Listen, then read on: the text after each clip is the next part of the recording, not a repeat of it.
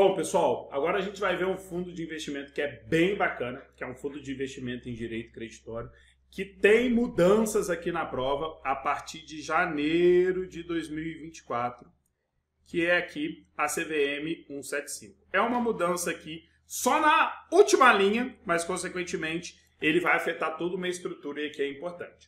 Vale ressaltar o seguinte: toda estrutura de como é feito o fundo a gente vai ver na aula posterior. Aqui a gente vai falar de uma forma mais técnica, eu vou explicar para vocês também como funciona a característica, mas depois a gente vai ver um desenho, uma aula bem maneira aqui, uma aula bem mais didática para a gente entender o contexto do fundo da formação. Mas aqui primeiro a gente vai fazer a leitura e depois eu explico para vocês a parte mais técnica e a parte consequentemente que vai cair na prova. Depois você vai entender o dinamismo de uma forma um pouco mais conceitual. Então vamos lá. O FDIC, que é o Fundo de Investimento em Direitos Creditórios, também conhecido como Fundo de Recebíveis. Passa a marcar texto aqui que depois isso aqui vai ficar um pouco mais fácil da gente entender. É uma comunhão de recurso que destina parcela mínima de, passa a marcar texto, 50% do patrimônio líquido para aplicação em direitos creditórios. Os direitos creditórios são lastreados nos resultados, passa a marcar texto, lastreados nos resultados futuros de caixas de operações comerciais, de vendas de bens, de uma empresa, como, por exemplo, duplicatas de cartão de crédito, cheques que uma empresa tenha a receber. Então, ó, vamos lá para você entender. Ó. O que é, então, um direito de crédito? Tá? Nada mais é do que um recebível futuro. A gente divide o balanço patrimonial lá, quando a gente está estudando lá administração, economia, contabilidade, em ativo e passivo. Ativo são os meus bens ou direito. Ou seja, quando eu tenho que receber alguma coisa, eu tenho direito sobre aquilo. Só que a maioria das vezes eu vou receber aquilo parcelado. Vou te dar um exemplo. Imagine, por exemplo, que eu tenho uma loja de roupa, assim como a Renner, só para a gente elucidar, e aí, consequentemente, eu vou lá e fiz um carnê. E aí eu vou receber 10 vezes de R$100 porque eu fiz uma venda de R$1.000. Perceba o seguinte, eu ainda não tenho esse dinheiro. Mas eu tenho um direito creditório, eu tenho um direito de crédito de receber isso ao decorrer. Então, o FDIC nada mais é do que isso. Por quê? Imagine o seguinte, imagine que uma empresa ela tem 10 milhões para receber daqui a um ano, mais ou menos. Só que ela está precisando de dinheiro agora, porque ela precisa pagar várias coisas, só que ela só vai receber picado.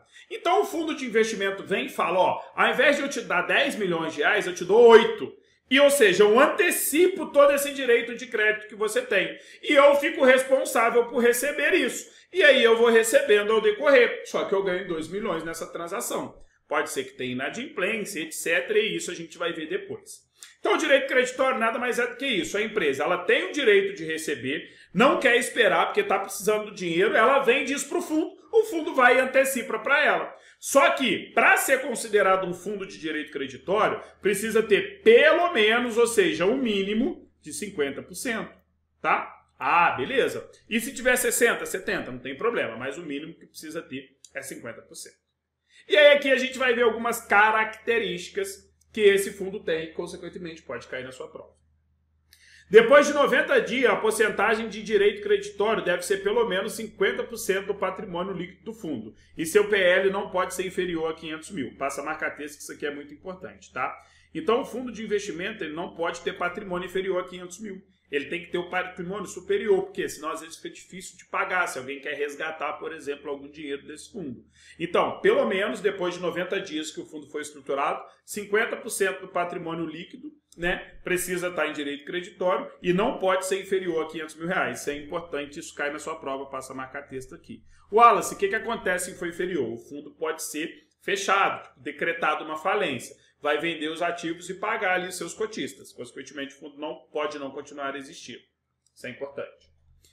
Somente os fundos classificados como renda fixa ou multimercado podem adquirir cotas desse fundo, até o limite de 20% do patrimônio líquido. Então, olha só, o fundo lá, que é classificado como renda fixa ou multimercado, ele pode ter cotas de fundo de direito creditório. Um fundo de ação não pode, um fundo cambial não pode. Lembra lá das estruturas do fundos que a gente viu lá? Quais são os fundos? Renda fixa, multimercado, ação e cambial. Então, renda fixa e o multimercado podem adquirir cotas desses fundos, mas tem que ser até, marca texto, limite superior de 20% do patrimônio.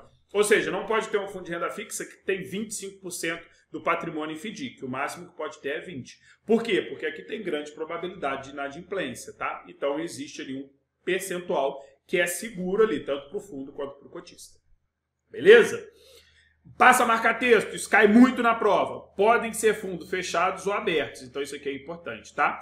Então o FDIC, ou o FIC-FDIC, que é o Fundo de Investimento em Cotas, para a FDIC em específico, ele pode ser aberto para qualquer pessoa, ou ele pode ser ali um fundo fechado. Se você quiser sair, tem que vender no secundário, tem ali uma data limite para você sair do fundo. Então isso é importante, isso cai muito na prova. Ele pode ser tanto aberto quanto fechado, tá?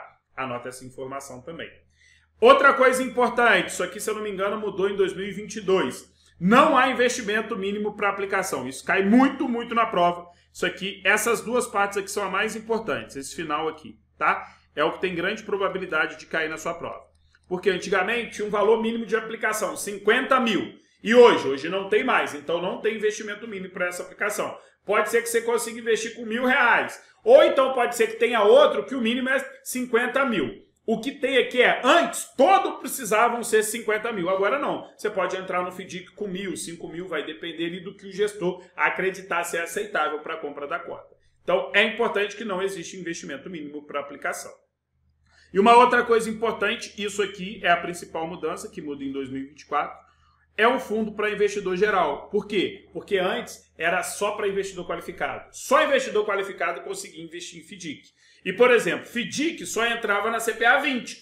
Agora já vai entrar na CPA 10 também. Por quê? Porque se ele já está para o investidor em geral, ele vai ser cobrado também ali para a CPA 10, que é uma certificação que tem ali menos informações. Antes o FDIC ali já era uma informação mais aprimorada, já era para investidor qualificado. Agora não, é para investidor geral. Então, se você está atendendo, um cara chega quer investir em FDIC, você precisa falar sobre. Então, a CPA 10 também adiciona esse conteúdo. Então, é importante isso, vai cair na sua prova e é importante você marcar. O FDIC é para investidor qualificado? Não. Para investidor profissional? Não. É para investidor em geral. Qualquer um pode investir. Claramente, inclusive investidor qualificado e investidor profissional. Beleza? Então são informações muito importantes, são informações aqui que está sempre caindo na sua prova, é importante ficar muito ligado, principalmente pela mudança que tem a partir de janeiro de 2024, e eu espero você